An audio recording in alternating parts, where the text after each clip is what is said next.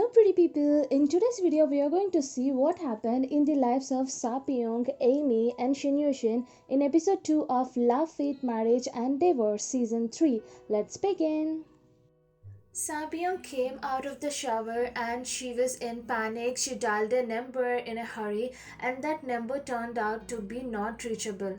She had tears in her left eye and she ran from there towards the parking lot.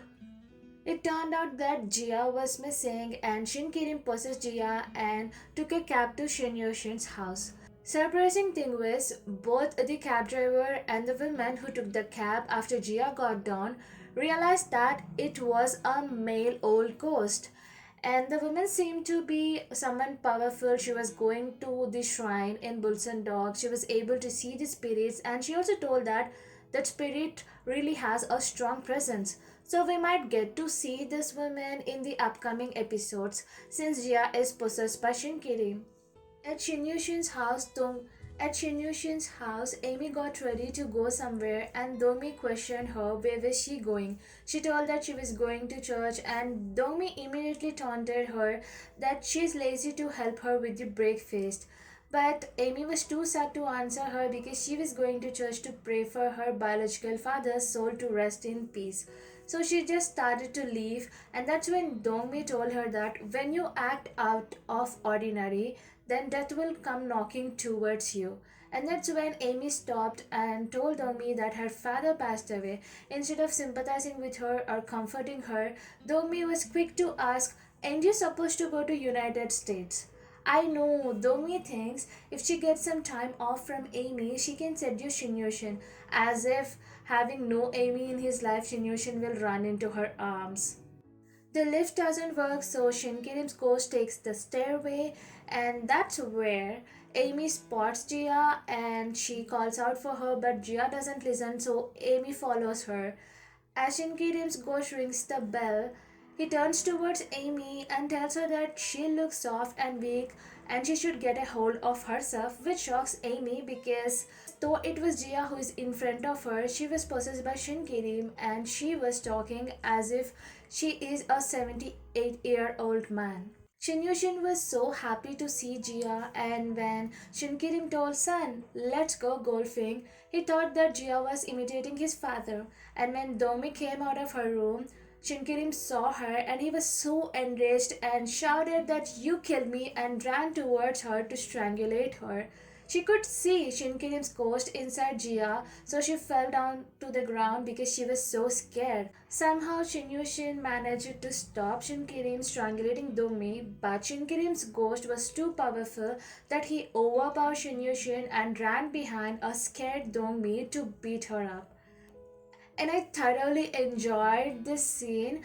Though it was supposed to be serious and scary, it's rather hilarious. And at this point, I want to appreciate the person who made the wig of Dongmi and also the stylist who fixed it so well that despite of Dongmi running here and there and Shinkirin trying to pull her hair out multiple times, neither her hairstyle got ruined nor the wig moved a bit. Then Shinkirim turned towards his son and asked him to help him out with the revenge, and he fainted. Shinyushin then took Jia in his arms, put her on the couch, and started to check on her. Somehow in season 3, Amy became goody goody and caring towards Sapyong and her daughter Jia. So she immediately called Sapyong, who reached the police station and told her about Jia being over there. Sapyong was panicked knowing that Jia attacked her grandmother Domi and she rushed to Shinyushin's house. Though Sapyong saw her daughter sleeping peacefully, she couldn't stop her heart from beating faster, and Amy told her everything A to Z what all happened, and Shinyushin and Amy concluded that she is possessed by Shinkirim's ghost. And Dongmi, before anyone could question her about what Shinkirim told about him being wrongfully dead, and the reason is Dongmi, she used the situation to her benefit. She told that her husband could not leave this world because of her, as she cries herself to night every day because she misses her husband. I'm like, wow, such a fantastic actress, and that's what Amy thought in her mind. Believe this except Shin Yushin because he doesn't know that Domi is such a bad and evil-hearted person. Domi wanted to perform exorcism on Jia, which kinda scared Sapyong, and she was like, what to do? And Domi told her not to worry since Jia's father is a psychiatrist, and Amy told her that he can't do anything with ghost, and that's when she started to scold her. She told that the people who pretend to be nice are more evil than the ones who are blunt, and Amy immediately retaliated that she should check for her dementia first because it's more evil. And Amy just lip synced and tried to convey to Sapyong that they should talk in private, but Domi couldn't stop talking her nonsense, so Amy told Sapyong that they should go to church in order to pray, and Domi was like, let's eat breakfast first. Amy immediately told the onlookers can't empathize, and that's when Domi defended herself, telling that, food is not for me. And Amy taunted that, I know you don't keep your tummy empty. In the car, Amy told to Sapyong that she suspects Dongmi behind the death of Shin Kirim because Shin Kirim's coach told that he was wrongfully dead and the reason is Dongmi. But Sapyong tells her that, he died of cardiac arrest in the theater, but a smart Amy tells that that's what Dongmi told and we should investigate thoroughly behind the death of Shin Kirim, and she even offered to investigate it by herself because Sapyong is busy. At work, Sapyong calls Shin Yushin and she gets worried because Jia has been sleeping for a long time. And then she tells to Lee Seon and Bu Hairang who ask her about what happened to Jia. She only tells that she is possessed by her grandfather and hides everything else she did. Lysian says that since her grandfather cherished Jia a lot, he might have possessed her, but then Buhairang said, ain't he supposed to possess his wife then? That was spot on. I mean, if he cherished someone the most in his life and that person is Domi, so why would he possess Jia instead of his wife?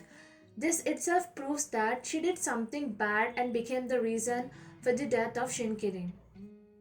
Jia is sleeping peacefully and Shinyoshin is taking care of her. And that's when Domi came and told him if Jia wakes up, she might get worked up seeing her. So Domi went out.